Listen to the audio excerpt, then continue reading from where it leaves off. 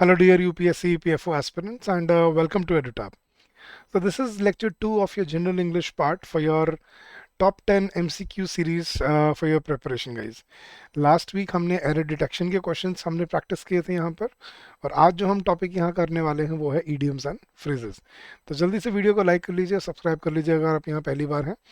और गाइज अगर आपको एक बिल्कुल free of cost comprehensive guide book चाहिए अपने प्रिपरेशन के लिए, सो इस वीडियो के डिस्क्रिप्शन में आपको लिंक मिल जाएगा। ये है गाइज हमारी comprehensive guide book for EPFO, EOAO and APFC exam. इसमें आपको सिलेबस, स्ट्रैटेजी, सोर्सेज, हर वो चीज़ मिलेगी जो आपको अपने एग्जाम की प्रिपरेशन के लिए जानना बहुत ज़रूरी है।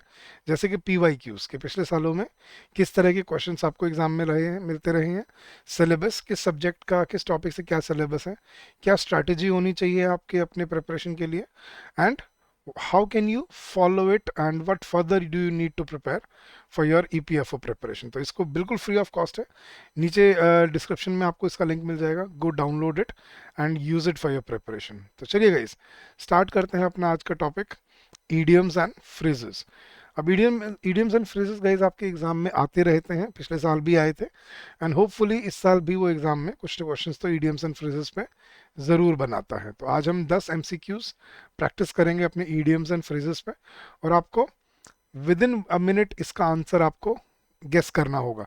तो take it as a as a kind of a test for you कि देखते हैं कि कितने क्वेश्चंस आपको आते हैं और कितने आपको नहीं आते इसमें से। और एंड में मैं आपको एक होमवर्क पैसेज भी होमवर्क क्वेश्चन भी दे के जाऊंगा जिसका आंसर आपने मुझे इसी वीडियो के कमेंट सेक्शन में देना है। तो चलिए गाइस स्टार्ट करते हैं अपना आज का सेशन, idioms एंड phrases। तो गाइस पहला क्वेश्चन आपके सामने, in each of the following questions an idiom और phrase is given in bold in a sentence, select the option that best expresses its meaning in the given context। आपको sentence में bold करके आपको एक idiom दिया हुआ है, उसका आपने मीनिंग बताना है। तो चलिए गाइस पढ़ते हैं फिर ऑप्शन देखेंगे। Despite facing severe backlash, the minister stuck to his guns and refuse to withdraw his controversial statement. So stuck to his guns का क्या मतलब है गाइस? आपके ऑप्शन है continued using fire arms for protection, refuse to change his opinion और position, tried to calm the opposition, or avoided public appearances। So guys, despite facing severe backlash, the minister stuck to his gun and refused to withdraw his controversial statement। So sticking to your guns का मतलब क्या होता है guys? जहां हो वहीं पे अड़िग खड़े रहना, मतलब अपनी पोजीशन से ना हिलना, तो उसको बोलते हैं to refuse to change your opinion or your position। तो despite facing severe backlash, the minister refused to change his opinion or position and refused to withdraw his controversial statement। So option B was your correct answer। तो ऐसे करते करते गए हम practice करेंगे सारे questions और देखेंगे इसमें क्या सही हमें आंसर मिलते हैं। चलिए नेक्स्ट क्वेश्चन पे चलते हैं गाइस। सेम इंस्ट्रक्शंस है। When the audit team arrived unexpectedly, the manager was caught on the wrong foot and couldn't justify the missing documents. कि जब audit team unexpectedly I, the manager was caught on the wrong foot and couldn't justify the missing documents। आपके option से injured his foot before the meeting, was unprepared and surprised, managed to escape troubled narrowly, या was blamed without reason। Yes guys, the correct answer is the manager was unprepared and surprised। So to be caught on the wrong foot का मतलब क्या होता है कि एकदम से unprepared और surprised मिलना, ठीक है? तो that is when the audit team arrived unexpectedly, the manager was unprepared and surprised and couldn't justify the missing documents। So that is what is called caught on the wrong foot। चले गए next question पे चलते हैं। Question number 3, her plan to secure funding for the startup was dead in the water after investors learned about her past bankruptcy। कि उसका जो funding का plan था वो डेड इन द वाटर रह गया जब इन्वेस्टर्स को पता चला कि वो पहले ही बैंकरप्ट हो चुकी थी।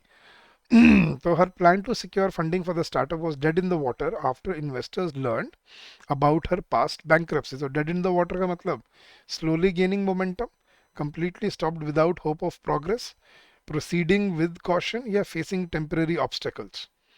So dead in the water का मतलब एक तो मर गया, ऊपर से पानी में, मतलब बिल्कुल खत्म।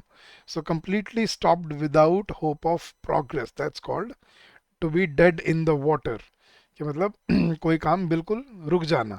So her plan to secure funding for the startup was completely stopped without hope of progress, मतलब इन्वेस्टर्स निकल ही गए, उन्होंने फंडिंग देने से मना ही कर दिया जब उनको उसकी बैंकरप्सी का पता चला. So dead in the water means completely stopped without hope of progress.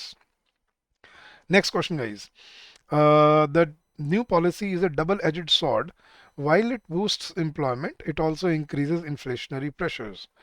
Yes, guys. तो डबल एजेड स्वॉर्ड, ये हिंदी में भी हम बोलते हैं, अगर इसका ईडियम हिंदी में भी बोला जाता है.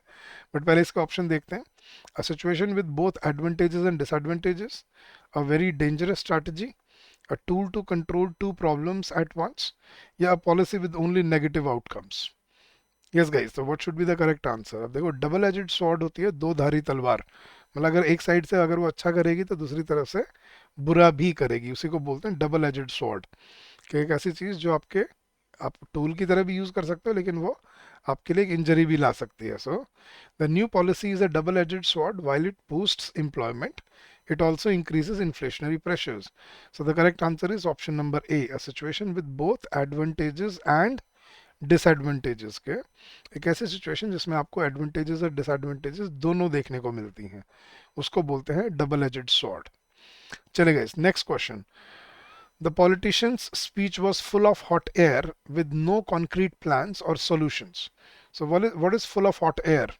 Your options are filled with irrelevant jokes, lacking real substance despite sounding impressive, aggressive and threatening, yeah, very inspiring to the public. Yes, guys. So the politician's speech was full of hot air with no concrete plans or solutions. Yes, guys, the correct answer is option number B, lacking real substance despite sounding impressive. So what is full of hot air? मतलब जैसे हम बोलते हैं ना कि गर्म हवा का मतलब गुब्बारा, जिसका मतलब कुछ अंदर है नहीं बट वैसे ही ऊपर उड़ता जा रहा है, तो that is called full of hot air.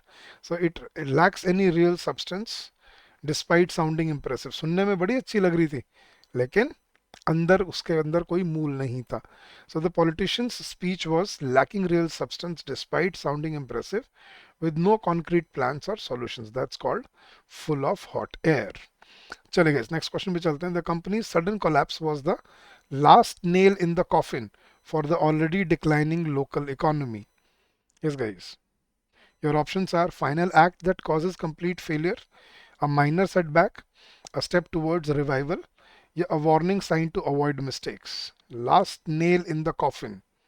Coffin वो होता है इसके अंदर जब कोई मर जाता है तो उसको बॉक्स के अंदर रख के और उसको बॉक्स को बंद करके फिर उनको ज़मीन में रख देते हैं, दफना देते हैं. That's called coffin. तो last nail in the coffin मतलब जो बिल्कुल फाइनल ब्लो होता है ना, उसको बोलते हैं last nail in the coffin, कि भाई ये इसके बाद तो बिल्कुल ही खत्म हो गया वो.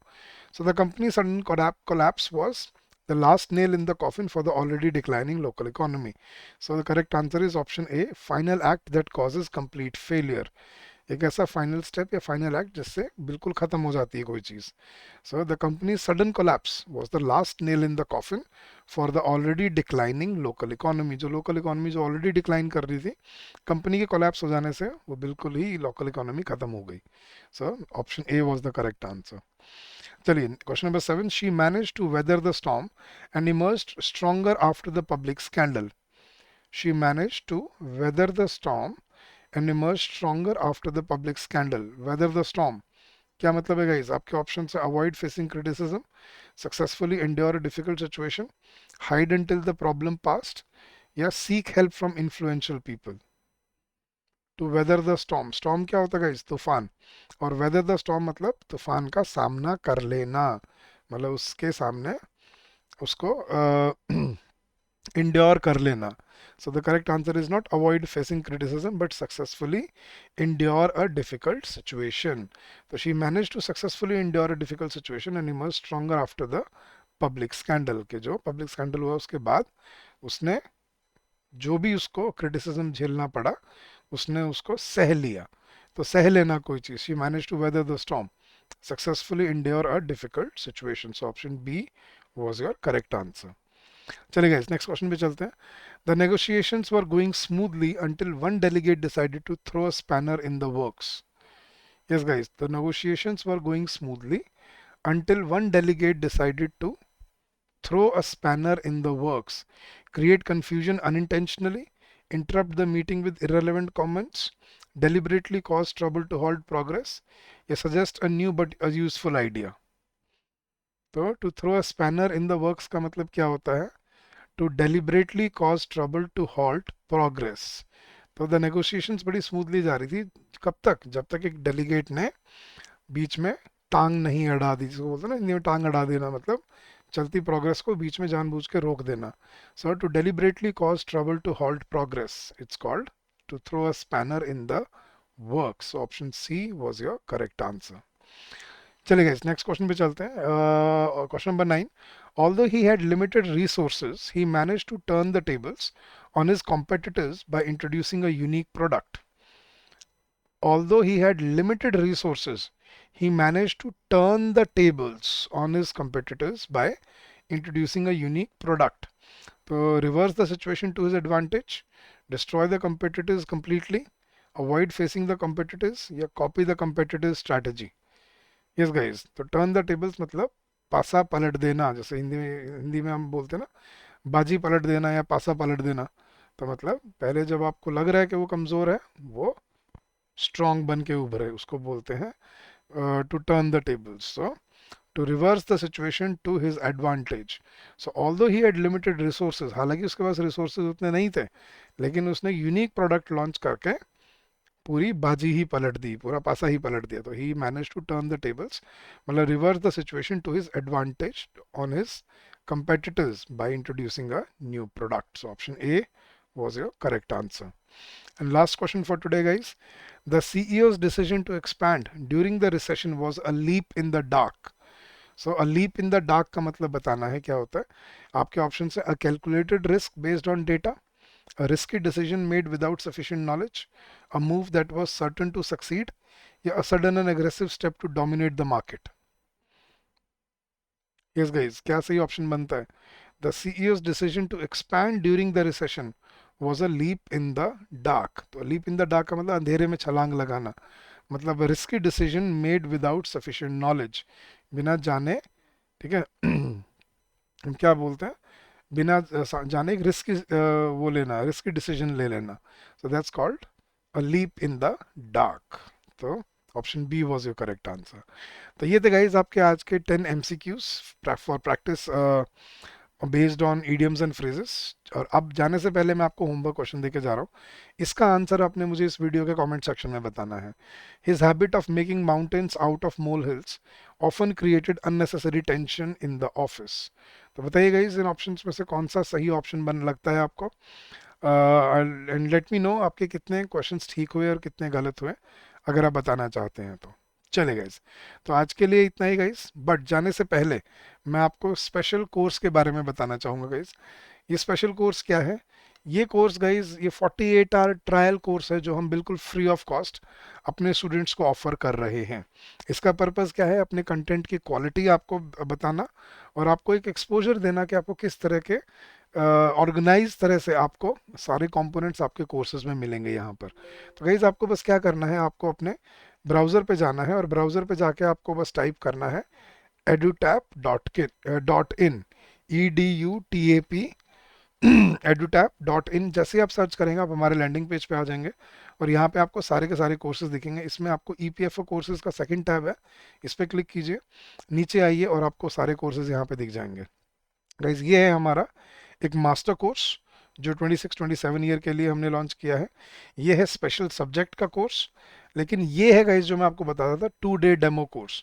अब ये 2 दिन का डेमो कोर्स है जिसमें आपको पूरे 48 आवर्स के लिए सभी concept classes, concept notes, current affairs magazines, solve PYQs, chapter wise mock test, current affairs mock test, ये 2 दिन के लिए अवेलेबल रहेंगे. इसका पर्पस मैंने आपको बता दिया कि इसमें आप ये देख सकते हो कि आपको जो हर सब्जेक्ट में आपको यहाँ पे कोर्सेज अवेलेबल है. इसमें आपको हर सब्जेक्ट में कैसे क्वालिटी वाइज आपको कंटेंट मिलता है. आप नीचे आएंगे तो इस कोर्स में आपको सारी चीज़ें मिलेंगी, क्वांट्स की कॉन्सेप्ट क्लासेस, लॉजिकल रीजनिंग की, जनरल इंग्लिश की क्लासेस, करंट अफेयर्स की, हर सब्जेक्ट की जो आप देखना चाहते हो, social security, government and constitution of India, Indian economy, industrial relation and labour laws, right. तो ऑडिटिंग, इंश्योरेंस, स्टेटिस्टिक्स, ये सब की आपको कॉन्सेप्ट क्लासेस मिलेंगी 2 दिन के लिए। और this is absolutely free of cost, 1 रुपये का है। तो आप 2 दिन आप इसको, पूरे कोर्स को आप इंजॉय कर सकते हो, आप इसको देख सकते हो जितनी मर्जी चाहे आप। हाँ, पीडीएफ्स डाउनलोडेबल नहीं होंगी और आप वीडियोस को सेव नहीं कर पाओगे obviously, because it's a demo course, ठीक है। तो ये आपको दिखाएगा कि हमारे एक्चुअल कोर्स में आपको बिल्कुल, ये उसकी एक रेप्लिका है, एक्चुअल कोर्स का ही एक रेप्लिका है ये, जिसमें आपको पता चलता है कि आपको किस तरह का कंटेंट क्वालिटी आपको हम डिलीवर कर रहे हैं और कैसे आपको वो सब अपने एग्जाम के लिए बहुत यूजफुल मिलने वाला है। तो आइए, यहाँ पे आपको ये बिल्कुल फ्री 1 रुपये का कोर्स है, 2 दिन के लिए यूज़ कीजिए इसको और फिर अपना डिसीजन बनाइए कि would this course be beneficial and useful for your preparation और नॉट। तो चलिए गाइज, आज के लिए इतना ही था। I hope this will help you in your preparation and in your journey head. Homework question का आंसर वीडियो के कमेंट सेक्शन में ज़रूर दीजिएगा। और अगर आपको कोई डाउट है, कोई क्वेरी है, you can always call us on this number during the office hours, which is 8146207241, or you can also drop us an email at hello@edutab.co.in. So thank you so much once again guys, keep on working hard, keep on giving your best, and I'm sure you will come out with flying colors. So thank you once again and happy learning to all of you. See you next week.